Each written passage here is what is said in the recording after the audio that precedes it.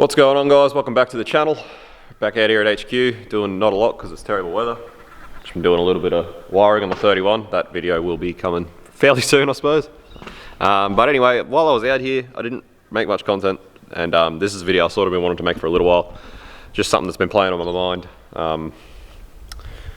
Yeah, pretty much I need, I suppose, some help or some input as to what I'm going to do once the skyline's finished. Like, this isn't really a pressing issue that's I bother right now at the moment. Like I keep saying, my only real priority is to get the skyline finished and go driving again, because I'm sick of not driving. So the skyline's getting close, it's nearly done, and then once it's done, I've really got some other priorities. I gotta sort of focus on work and paying off some debts. I've got to finish building bedrooms and stuff here. Like, we've got heaps of work to do on the property. So once the 31's done, I probably won't be doing a lot of like another build for a bit. Just be doing work on the 31, working on getting it just reliable and just driving heaps is my plan. But regardless, as you guys all know, the eventual goal with the Skyline is to put it back on the street as a street car. I don't want it to be a drift car forever. I've got sort of like a sentimental attachment to it now again, and I really want to put it back on the street. So I would still, like, once the Skyline's done, I'll still be working at building another chassis to sort of build into a more of a competitive drift car.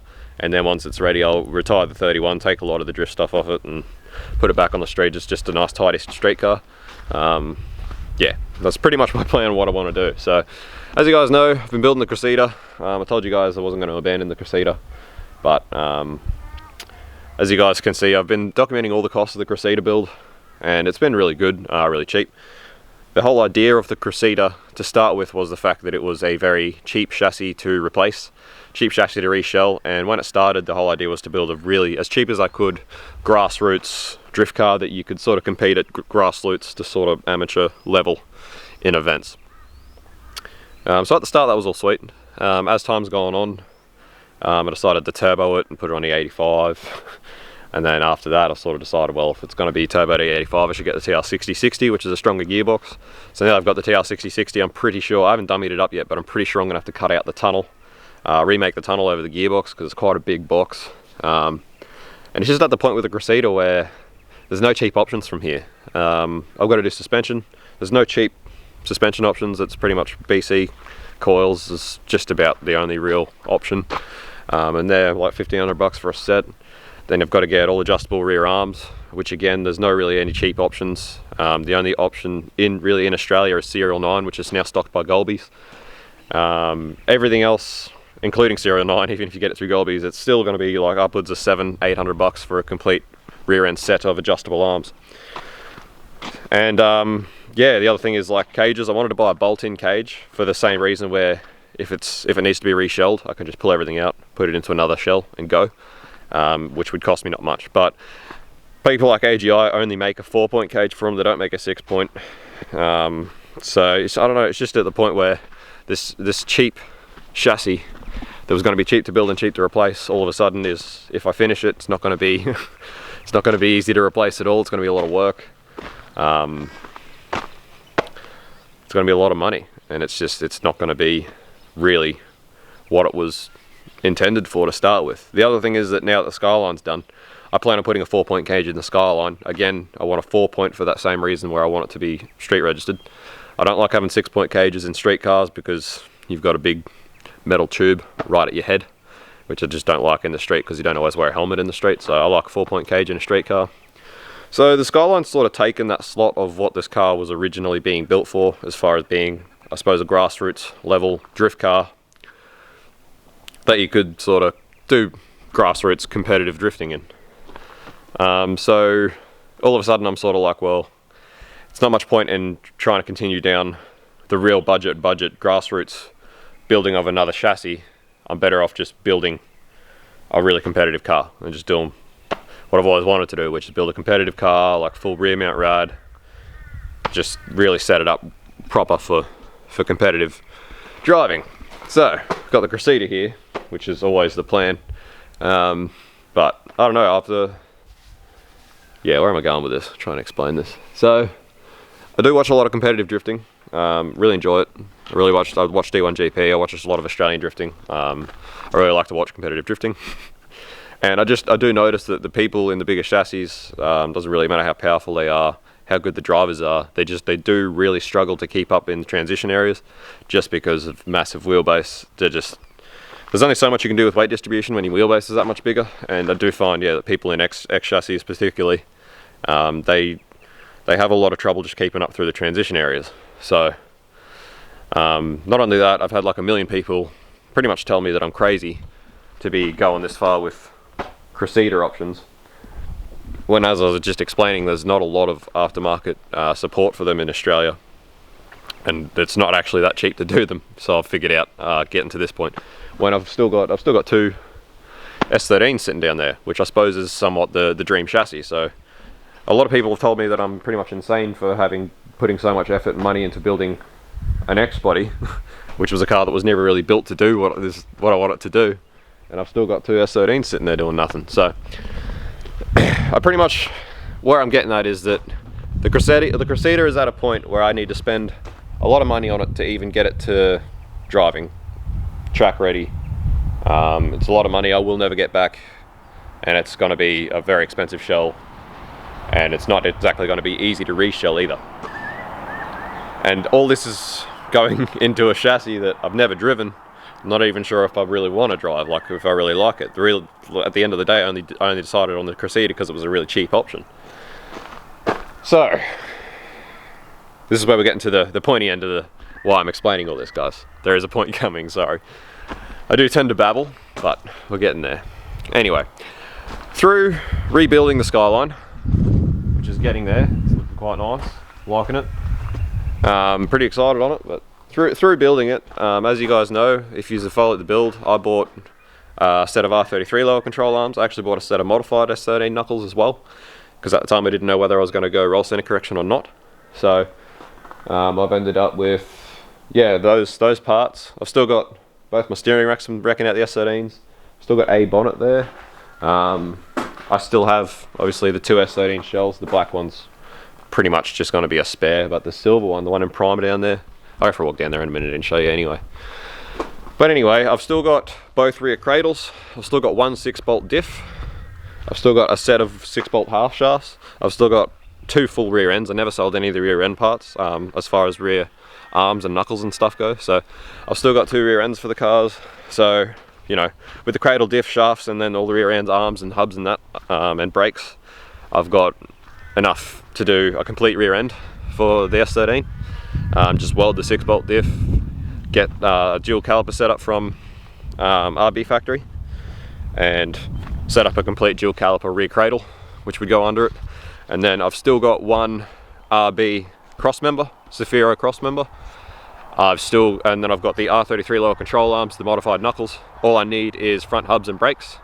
And then I've still got a bloody steering rack.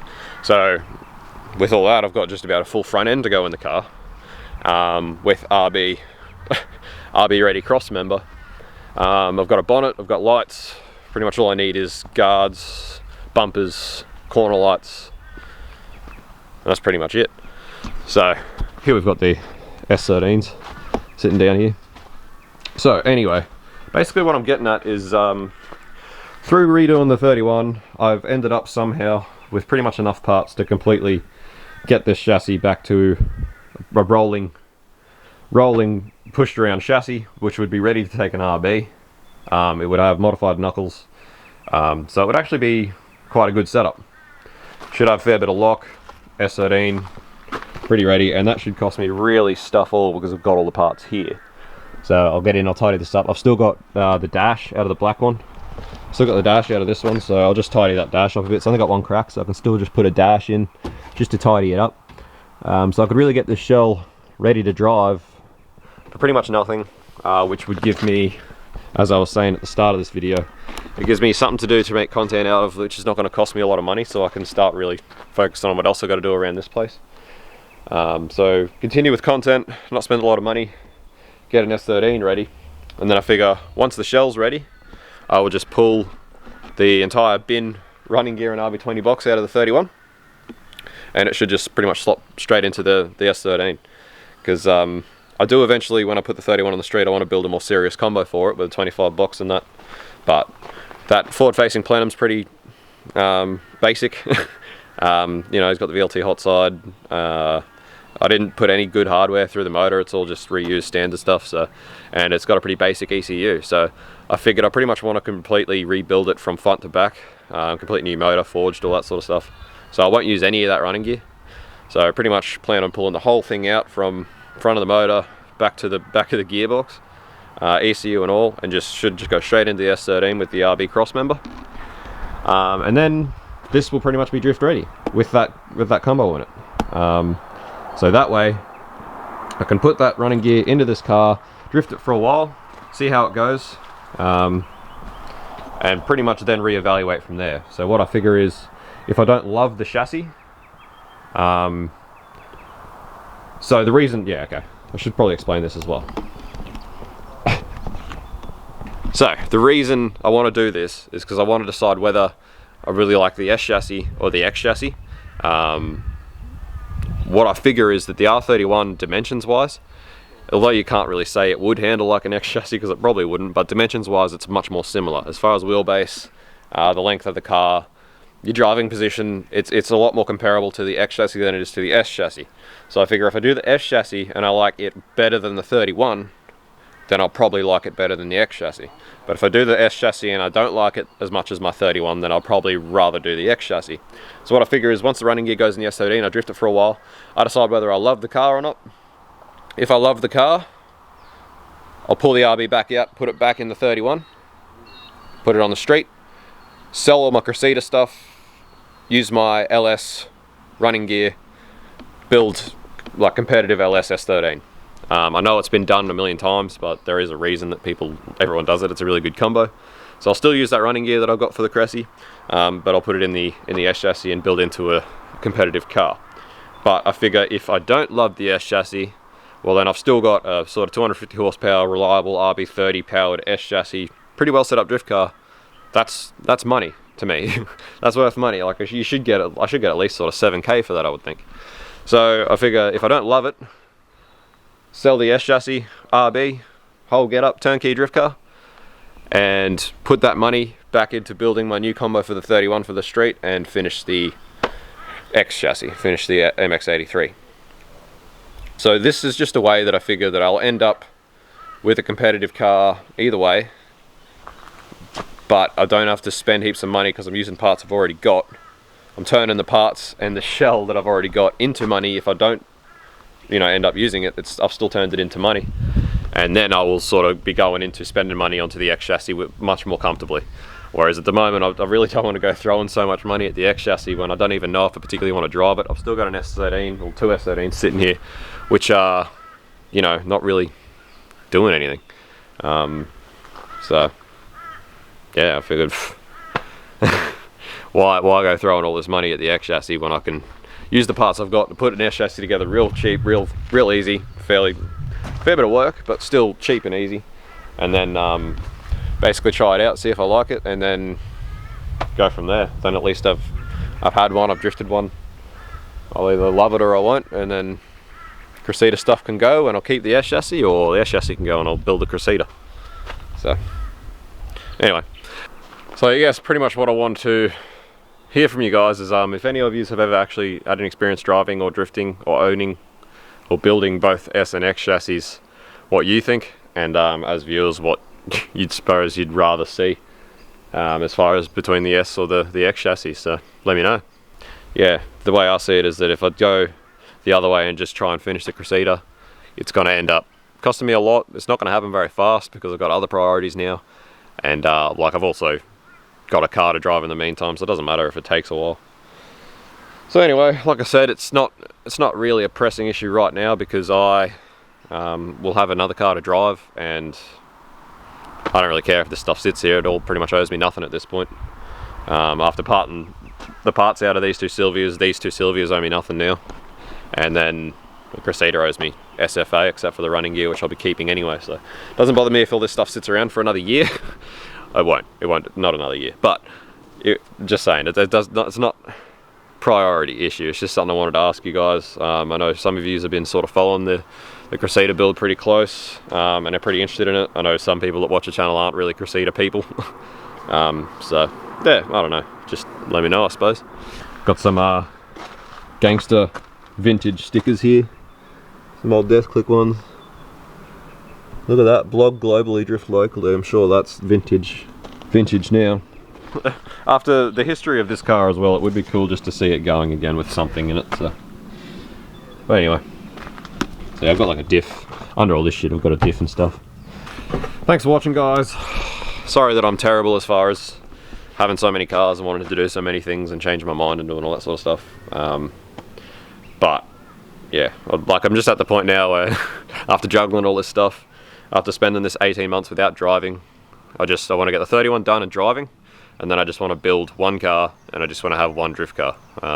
Just focus on the one chassis, and just pretty much build a really, really nice competitive drift car out of it. I don't really want to do a million cars, not drift cars anyway, so. Anyway, yeah, thanks for watching, guys, and I will catch you later on. Peace.